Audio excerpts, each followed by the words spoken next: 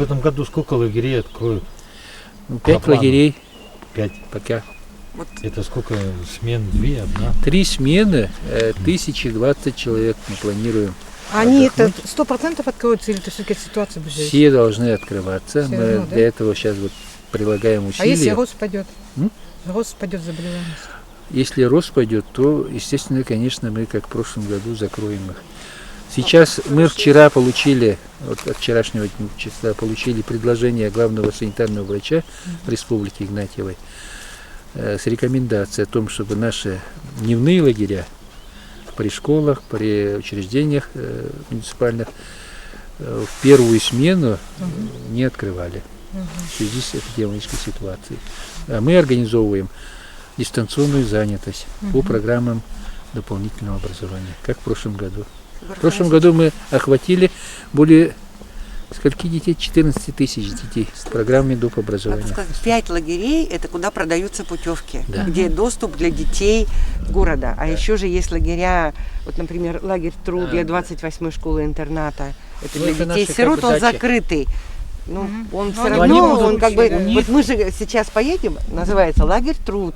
Поэтому, Егор Афанасьевич, вы разделяйте Я и как бы разделяю его, закрытые потому лагеря что и они лагеря, которые вот, для, для общего пользования. вообще скажем, все лагеря городскими будут детьми. нынче А вот работать в таких лагерей режиме. сколько у нас, вот таких специализированных, ну, типа вот 28 школ?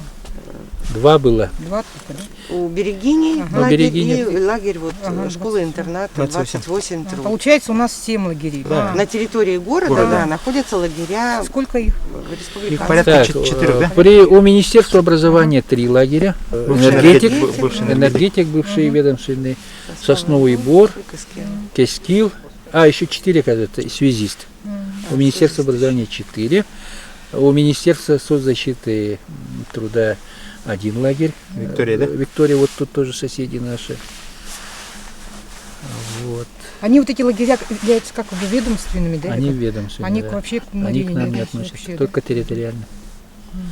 Они тоже будут работать согласно вот решению Кирштава в закрытом режиме. То есть одновременное заселение и работников, и детей. То есть на территории никто не должен выходить, заходить. Никаких свиданий, выездов на экскурсии, в кино и так далее. Самый дорогой лагерь какой? Самый дорогой лагерь у нас лагерь «Спутник». Спутник, да? Там чем? Там где-то порядка, в прошлом году было 39 тысяч, да? 42.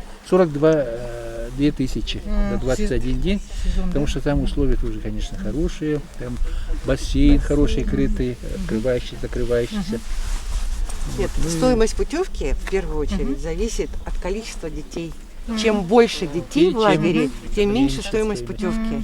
То есть расходы, получается, на лагерь, ну, как бы делятся. Вот этот лагерь большой, он На в 2 раза 180 больше, человек. чем, почти в 2 раза Родничок. больше, чем спутник. Родничок. Нет, Ну, спутник же тоже 120 максимум всегда 120. было. А сейчас будет еще меньше народу. но здесь раньше было 250. 250. Сейчас мы сократили его на 180, потому Ну, что мы 2 корпуса Ну, закрыли. практически все равно в 2 раза больше, поэтому стоимость путевки.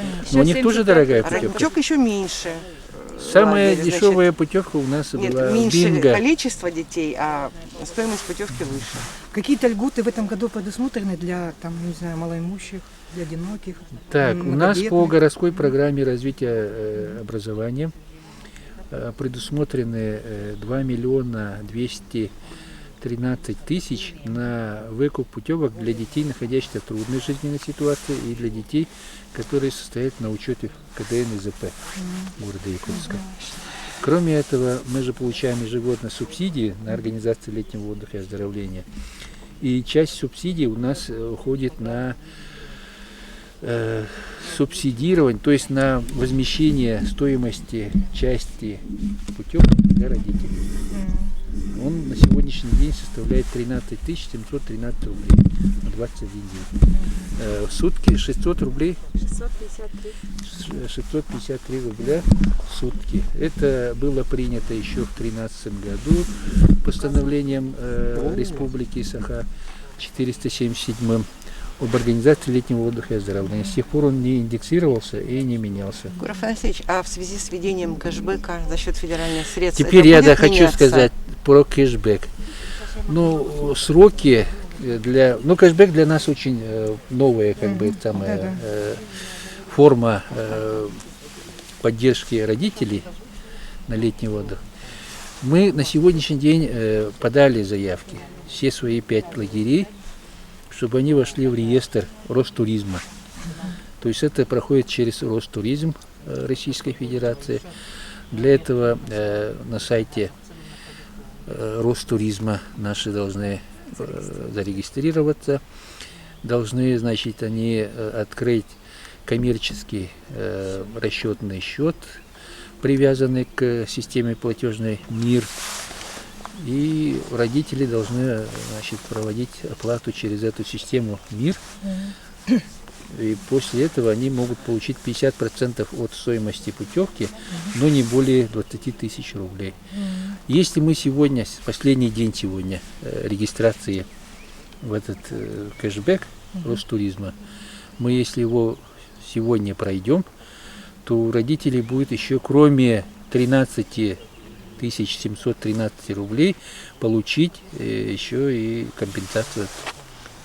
Егор Афанасьевич, По программе. а за счет того, что компенсация будет федеральная, нам не Нет, сократят? Вот мы эти как раз деньги? вот этот вопрос Это задавали. точно уже, да? И нам сказали, что несмотря на субъектовую или муниципальную субсидию на возмещение стоимости путевок, по кэшбэку они получат от полной стоимости 50%. А где-то документ какой-то есть по этому вопросу? Да, в этом положении о кэшбэк. Ну, как он правильно называется-то? Регламент. Да, и там все Порядок. прописано.